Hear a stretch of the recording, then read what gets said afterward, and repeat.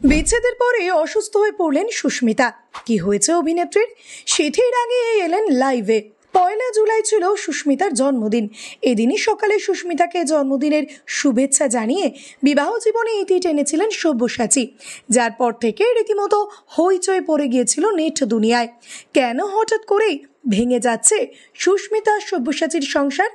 তাহলে কি আর শায়কের ব্লগে দেখা যাবে না তার কুটনি বৌদিকে? কি হলো তাদের দুজনের মধ্যে? ঘুরতে থাকা এমন নানান প্রশ্নের মাঝে সুস্মিতা এবং সব্যসাচী কিন্তু তাদের দাম্পত্য জীবনের বিচ্ছেদের ঘটনায় ইতি টেনে শিলমোহর দিয়েছেন। আর তারপর থেকে এই জুটির ফ্যানেদের মন যেমন একদিকে খারাপ হয়েছে, ঠিক তেমনি শারীরিক সমস্যা দেখা গিয়েছিল অভিনেত্রীর। শুধু তাই নয়, নিজের অসুস্থতার কথা সোশ্যাল মিডিয়ায় জানিয়ে কোন চিকিৎসককে দেখালে ভালো হয় সে কথাও জানতে চেয়েছিলেন সুস্মিতা। এরপর অনেকের নানা রকম সাজেশন শুনে শেষমেশ একজন অর্থোপেডিককে দেখান অভিনেত্রী। তারপর লাইভে এসে সে কথা নিজেই জানান তিনি।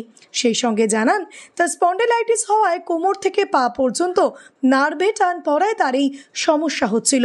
কিছু ওষুধ আর সেই সঙ্গে কিছু ব্যায়াম করার পরামর্শ দিয়েছে চিকিৎসক, সেই সঙ্গে দিয়েছেন নার্ভের ওষুধও, এমন কথাই জানালেন অভিনেত্রী।